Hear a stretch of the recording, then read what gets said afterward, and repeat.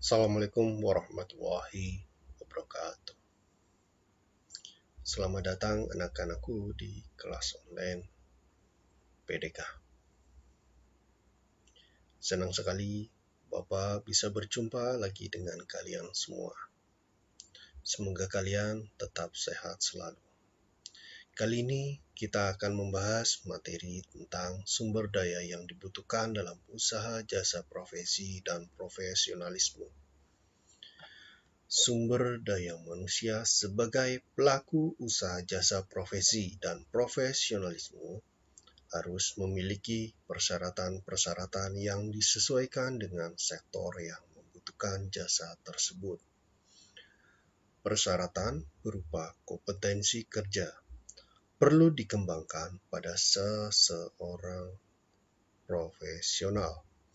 Kompetensi kerja yang dimaksud seperti yang pertama, kompetensi personal, yang kedua kompetensi sosial, yang ketiga kompetensi teknis, dan yang keempat kompetensi metodologi.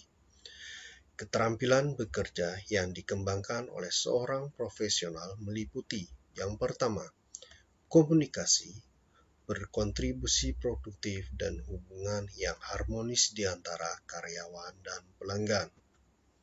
Yang kedua, teamwork, berkontribusi produktif terhadap hubungan dan hasil kerja. Yang ketiga, problem solving, berkontribusi produktif terhadap hasil guna. Yang keempat, inisiatif dan enterprise, berkontribusi untuk hasil guna yang inovatif. Yang kelima, self-management, berkontribusi untuk kepuasan dan pertumbuhan pekerja. Yang keenam, belajar, berkontribusi pada peningkatan berkelanjutan dan ekspansi pada pekerja dan operasi perusahaan dan hasilnya. Yang ketujuh, teknologi, berkontribusi untuk melaksanakan pekerjaan secara efektif. Sumber daya manusia yang dibutuhkan dalam usaha jasa profesi dan memiliki profesionalisme tinggi diantaranya. Profesi bidan. Bidan sebagai profesi mendampingi seorang ibu menghadapi persalinan atau kelahiran, sehingga ibu dan bayi lahir dengan selamat. Ikatan Bidan Indonesia atau yang biasa disingkat dengan IBI menetapkan bahwa bidan Indonesia adalah seorang perempuan yang lulus dari pendidikan bidan yang diakui pemerintah dan organisasi profesi di wilayah negara Republik Indonesia, serta memiliki kompetensi dan kualifikasi lisensi untuk menjalankan praktik kebidanan.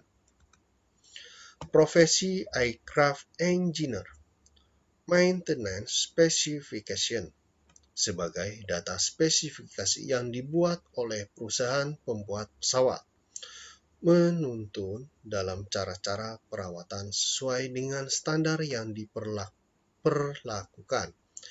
Perawatan yang dimaksud meliputi beberapa kategori, diantaranya 1. Daily check, inspeksi harian yang mengecek kondisi pesawat, diantaranya meliputi kondisi engine, bodi pesawat, tekanan ban, landing gear.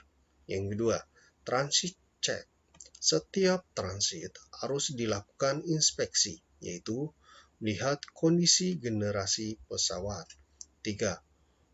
Weekly check, mengecek kondisi pesawat berkala setiap minggu sekali, diantaranya meliputi kondisi dari wing, pintu pesawat. Yang keempat, check, yaitu inspeksi setiap 250 jam terbang untuk layak terbang meliputi servicing engine, misal engine oil, CDS, constant speed driver, generator. Yang kelima, G-check, yaitu melakukan inspeksi setiap 10 kali dilakukan check, 2.500 jam. Overhaul, yaitu melakukan pengecekan setelah 10 kali. G-check meliputi diantaranya pelepasan dan assembling dari semua flight control. Profesi auditor.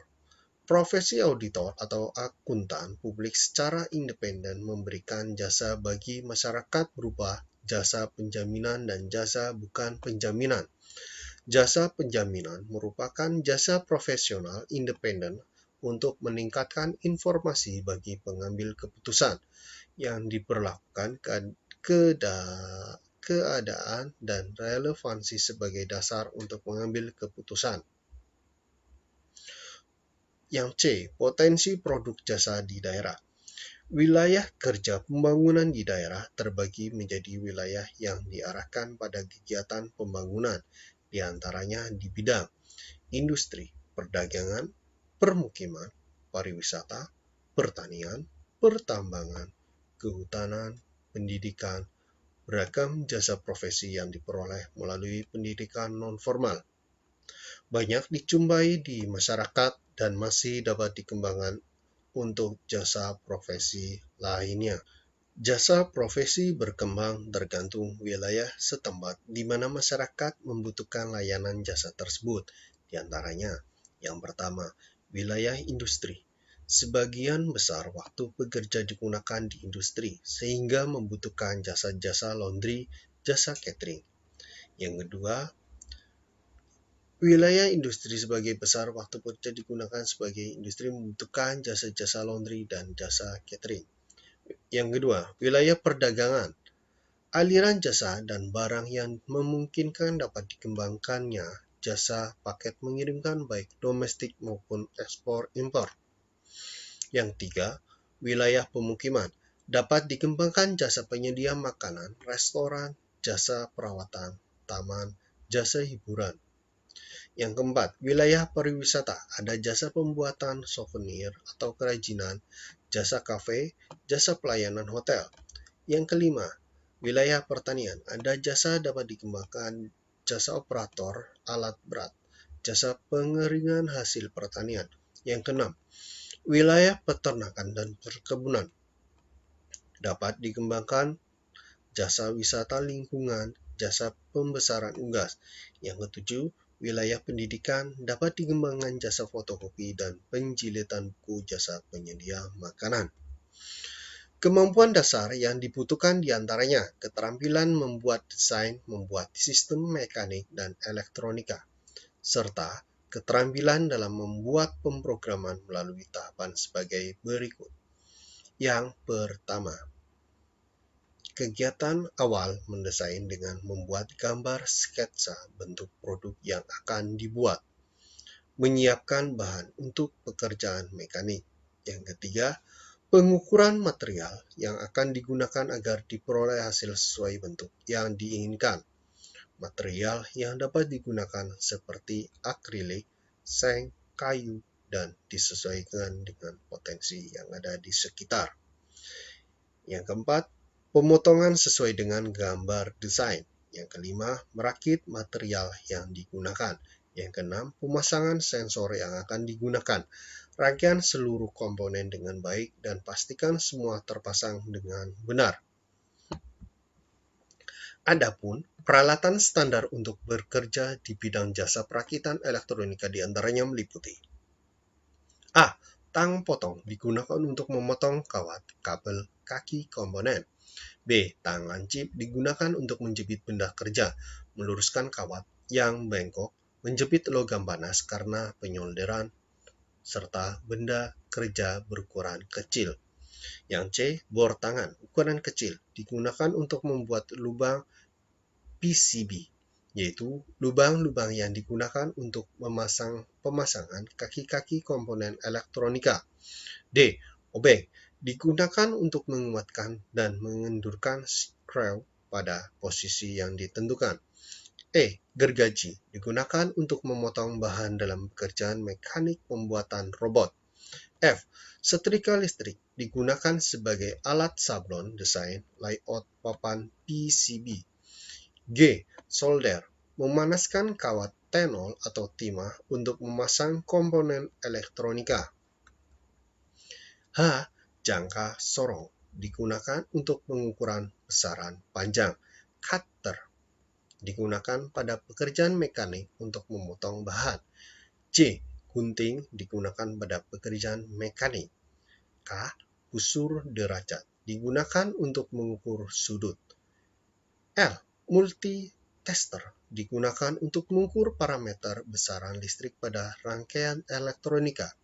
Terdapat dua jenis multitester, yaitu analog di mana besaran listrik ditunjukkan dengan jarum penunjuk, sedangkan jenis digital besaran listrik langsung ditampilkan berupa digital. Pengembangan usaha jasa dapat dilakukan melalui beberapa cara, di antaranya pengembangan melalui skala usaha, cakupan usaha, dan kerja sama, atau gabungan eksplorasi baru. Pengembangan skala usaha dapat melalui kapasitas produksi, faktor produksi, tenaga kerja, teknologi, lokasi, dan jaringan usaha. Pengembangan cakupan usaha diversifikasi meliputi jenis usaha baru, wilayah usaha baru, jenis produksi baru. D. Proses produksi.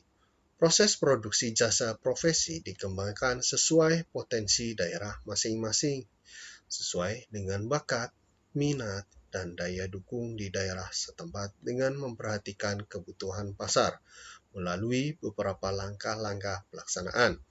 Informasi proyek meliputi simulasi profesi di mana Anda bekerja, bagaimana situasinya yang ada, pelanggan yang membutuhkan, tugas yang diberikan pelanggan, pelaksanaan tugas, jargon, pendidikan, baik formal maupun non-formal, dan pekerjaan yang mendukung profesi pengorganisasian, penyelesaian proyek, dan lampiran. Ya, sekian materi kali ini. Kali ini Bapak memberikan tugas kepada kalian semua. Tugasnya adalah silakan simak materinya dan tulis di buku tulis. Dan lalu kalian foto saat menyimak video ini dan foto kalian saat menulis materi ini. Hasil foto tersebut kalian upload di Instagram kalian masing-masing dengan @Instagram Bapak. Lalu beri hashtag tugas PDK 5 Reza.